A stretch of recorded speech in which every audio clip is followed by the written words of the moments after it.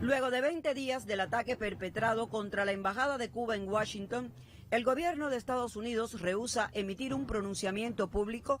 afirma el director general para Estados Unidos de la Cancillería cubana, Carlos Fernández de Cosío, en intercambio con medios de prensa. Cada día que pasa de silencio público del gobierno de los Estados Unidos frente a un acto terrorista ocurrido en la capital de su país, contra una misión diplomática, por parte de un individuo que se confesó dispuesto a matar, y en el que no hubo víctimas por pura casualidad, porque había personal de la embajada en ese momento dentro del edificio. Cada día que pasa es un día que demuestra la complicidad del gobierno de los Estados Unidos. Este silencio es un silencio cómplice. Sobre todo cuando, como se ha podido demostrar, hay vínculos de este individuo con grupos que tienen una trayectoria violenta en los Estados Unidos, con grupos y con individuos que son promotores de actos violentos, de actos agresivos contra nuestro país. Como dijo nuestro ministro de Relaciones Exteriores, el gobierno de los Estados Unidos aún está por explicar cuáles son los vínculos de un centro religioso en la zona de Doral, en el sur de la Florida, con el atacante contra la embajada. ¿Cuáles son los vínculos de los discursos y de los planteamientos agresivos y hostiles contra Cuba que se promueven allí con la conducta de este individuo y la decisión de este individuo de ir con un fusil de asalto y ametrallar el frente a la embajada, repito, con la intención de matar?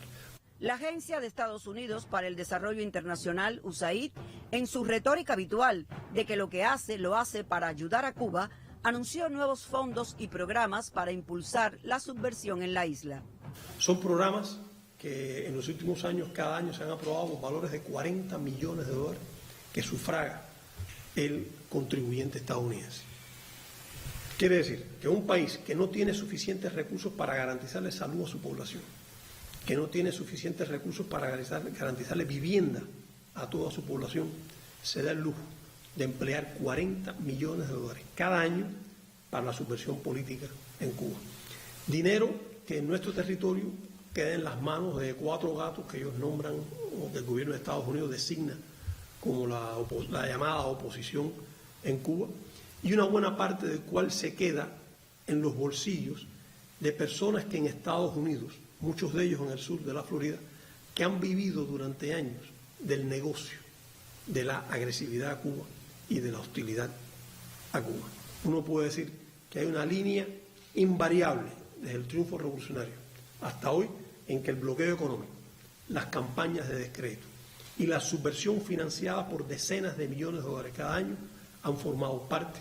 de la agresividad del gobierno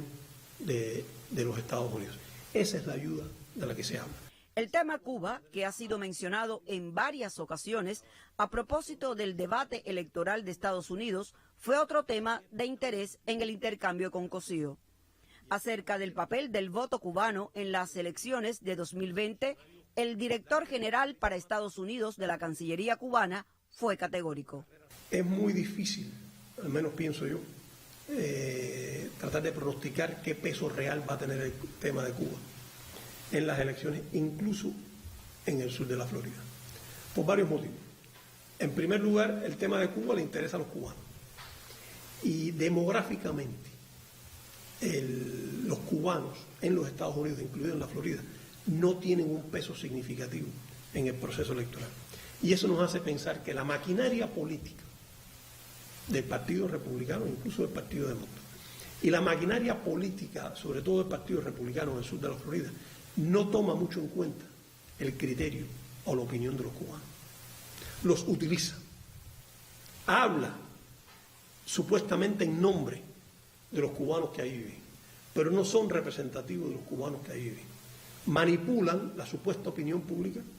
sin ser realmente representantes de ellos. Y me estoy refiriendo a la maquinaria política republicana, en la que hay varias figuras de origen cubano